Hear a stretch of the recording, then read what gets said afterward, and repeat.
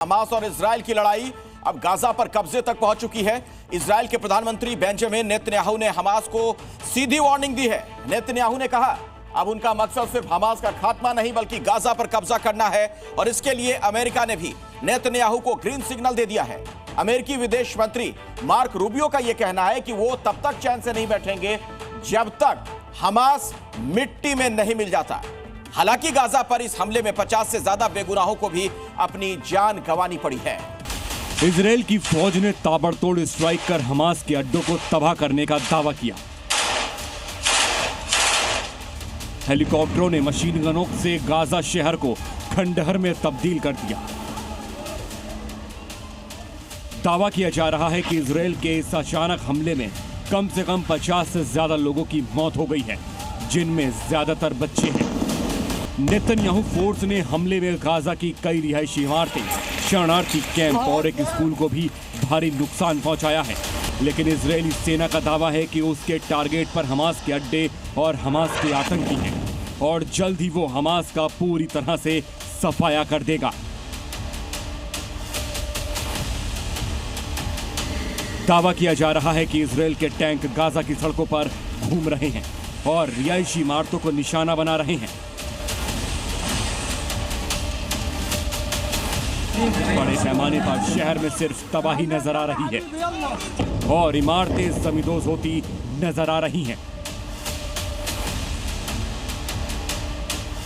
खबरें ये भी सामने आ रही हैं कि हमास उन 20 बंधकों को बंकरों से निकालकर बाहर ले आया है और उन्हें मानव ढाल बनाकर इस्तेमाल कर सकते हैं। वहीं अमेरिका का कहना है कि अगर हमास बंधकों को रिहा करके सरेंडर कर दे तो जंग का खात्मा हो सकता है।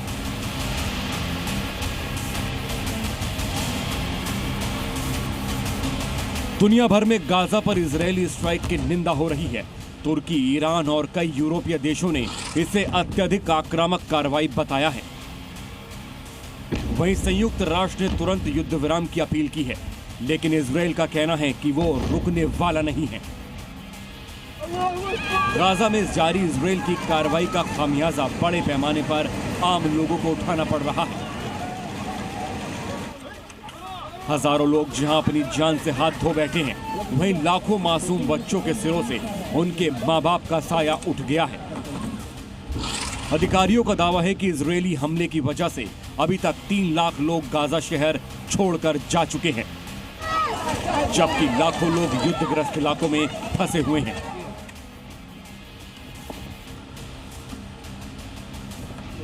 सिर्फ गाजा ही नहीं, इजरायली सेना ने खान यूनिस शहर को भी निशाना बनाया है।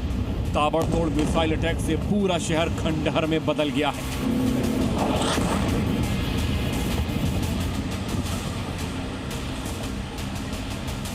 वहीं अमेरिकी विदेश मंत्री मार्क रूबियो का कहना है कि मिशन गाजा के लिए अमेरिका का इजरायल को फुल सपोर्ट है। वहीं नेतन्याहू का कहना है कि जब तक हमास का पूरी तरह खात्मा नहीं हो जाता, गाजा पर इजरायल के हमले जारी रहेंगे। इजरायल की ताबड़तोड़ स्ट्राइक के बीच फिलिस्तीन के लोग जहां एक तरफ गमजदा हैं, वहीं उनके अंदर गुस्सा भी है। फिलिस्तीन के लोग सवाल पूछ रहे हैं कि अगर इजरायल की लड़ाई हमास के साथ है तो उसकी हैवानियत की सजा गाजा के मासूम लोगों को क्यों मिल रही है। ब्यूरो रिपोर्ट, जी मीडिया। जी